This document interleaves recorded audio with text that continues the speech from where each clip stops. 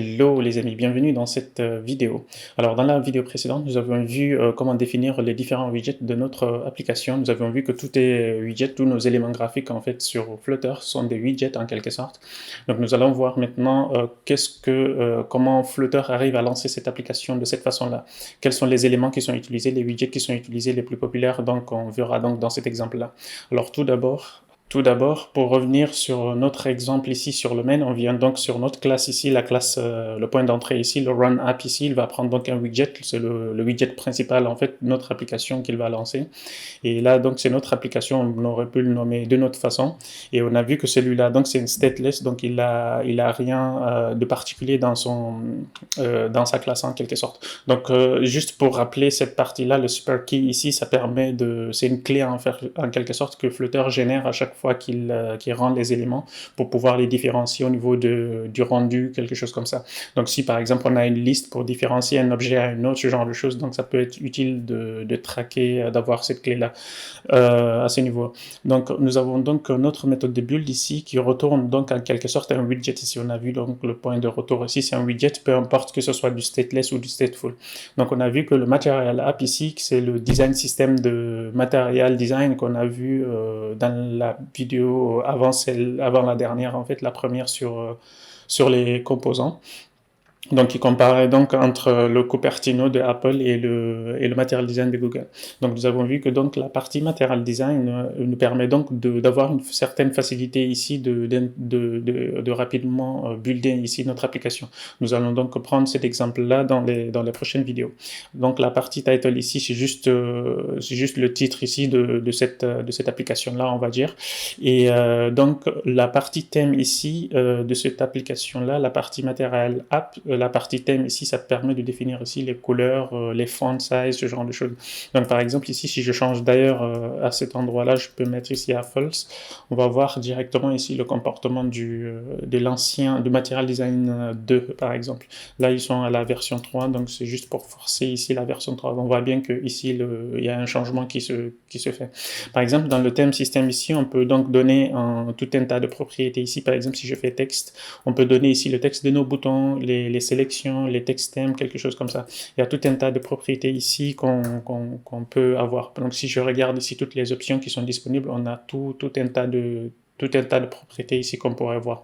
Donc si je reviens ici au niveau du constructeur, on a tout un tas on a des couleurs, on a des strings, des packages, tout un tas de choses. On aura peut-être l'occasion de voir certains de ces éléments-là et on peut donc les customiser comme on le souhaitera donc de notre application. Comme ça, on configure ça une fois et puis ça peut s'adapter sur les différents, sur toute l'application en quelque sorte. Donc on peut avoir par exemple un design de boutons, si on souhaite que nos boutons aient des bordures d'une certaine façon ou ce genre de choses ou des textes d'un font size, quelque chose comme ça, on peut le définir au niveau de notre thème app ici et puis on peut le récupérer, on peut le réutiliser dans toutes nos applications. Ça s'applique donc de façon automatique sur les éléments. Et donc, on a donc la partie Home ici qui permet de donner ici la page en quelque sorte qui est lancée ici. C'est tout notre écran en quelque sorte qui est là.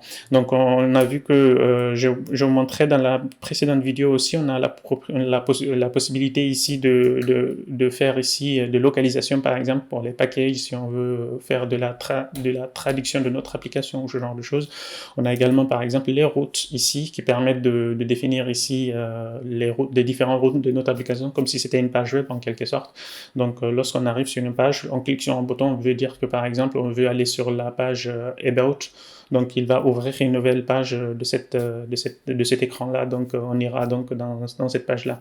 Donc on aura donc l'occasion de voir les routes un peu plus en détail prochainement. Donc pour le moment, je vais me concentrer ici sur le homepage, c'est le point d'entrée. Par défaut, s'il lance notre application, il va aller sur cette page-là. Donc je vais venir donc sur cette page là, ici c'est un stateful comme on a vu, donc il a ici son state, donc la construction de nos widgets se font dans la partie state. Donc si je reviens ici au niveau de de son state. Le scaffold ici, en quelque sorte, le scaffold permet de définir ici une architecture en fait de notre page. On a vu que toute la home page ici qu'on a repris à cet endroit-là représente ici une façon de construire toute la page. Et puis donc le scaffold ici permet de prévoir ici des éléments. Par exemple, on a le app bar ici qui, si je l'enlève par exemple, alors je peux juste changer par exemple le texte ici. Si je fais un autre texte hello par exemple, on voit bien ici, on a la partie app bar et on peut avoir également les boutons qui sont en bas. Si vous avez remarqué, dans certaines applications, on peut avoir par exemple le bottom navigation, alors c'est bottom navigation bar, c'est pas celui-là. Donc je peux faire ici bottom navigation bar. Donc si je fais ça, il y a GitHub Copilot qui me fait tout. Donc je vais enlever juste cette partie-là. On a donc ici donc nos deux éléments ici, comme vous remarquerez. Donc en quelque sorte, le scaffold, il a un ensemble d'éléments ici qu'on peut spécifier et puis lorsqu'on les définit, il va les rajouter dans notre page, etc. Donc le bottom ici, ça en fait partie si je vais juste l'enlever. Et puis on a également la partie app bar, c'est la partie tout en haut ici qu'on a. Donc le thème ici, on voit bien ici, c'est le thème qu'on a défini, la couleur ici, from seed ici, qu'il a repris, donc il va le parser, il va parser la couleur, il va mettre plusieurs niveaux de couleurs, donc c'est cette couleur-là, le inverse primary qu'on a repris ici.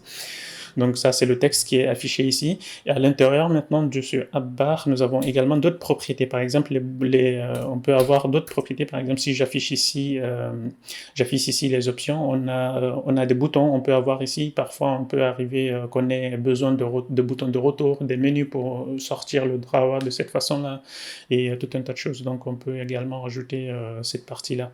Et par exemple, si je fais un leading ici, je peux faire un bouton, par exemple, button, icon button par exemple. Je vais juste utiliser ça. Si je raffiche ça, donc on voit bien ici la partie c'est pour afficher le drawer par exemple. Je peux faire je vais juste faire left, j'ai oublié, c'est arrow left ou quelque chose comme ça. Donc si je fais comme ceci, on voit bien la flèche. Alors c'est pas celui-là que je voulais, mais bon, on a compris un petit peu donc le fonctionnement de la chose. Donc on peut prévoir ici, on prévisualiser ici les icônes. Donc si je peux choisir donc le bon retour ici par exemple, je peux choisir celui-là, supposons. Donc voilà, qui permet donc de retourner. Alors d'habitude c'est une flèche, mais bon. Donc voilà, on a donc la partie app bar qu'on peut également customiser. On peut avoir aussi un bouton d'action ici, et puis tout un tas de choses qu'on aura prochainement l'occasion de consulter. La partie body ici, c'est la partie sur le blanc ici, on va dire, qui s'affiche donc sur notre écran. Donc ce que je peux faire par exemple, c'est d'enlever juste cette partie-là. On a un élément qui s'appelle un container, donc je peux par exemple prendre ici, c'est en quelque sorte, c'est comme un div qu'on peut utiliser. Donc si je fais ici, et je regarde également les propriétés ici, je peux faire un color, par exemple. Alors, je n'ai pas envie qu'il me suggère tout ça. Par exemple, je peux aller ici dans la classe, dans la collection ici des couleurs, par exemple. Si je fais ça, on a la couleur rouge, par exemple. Donc, cette partie de body, ça représente en quelque sorte cette partie-là, en fait, de l'écran. Donc, si on rajoute donc la partie navigation bar, elle prendra place avec ça. Donc, si je fais ça, c'était bottom navigation bar, bottom navigation bar par exemple. Alors il a besoin qu'on le donne quelques éléments. Donc si je refais ça, j'enlève ici. Donc on voit bien la partie div ici, il vient que jusque là. Donc le scaffold permet vraiment de spécifier ici, de mettre des niveaux en fait sur notre application et de pouvoir bien le structurer. On pourra également customiser cette partie-là ou même créer notre propre scaffold et quelque chose comme ceci. La partie float in action bottom, vous l'aurez compris, c'est le bouton qui est juste là. Donc je pense qu'on a fait un petit peu le tour sur ces éléments-là de basique qui vient avec l'installation de base. Ce qu'on pourrait faire peut-être, c'est de découvrir plutôt à partir de la prochaine vidéo sur les éléments qu'on pourrait utiliser. Et puis plus Et puis, donc au fur et à mesure, on pourra répliquer par exemple des designs ou ce genre de choses.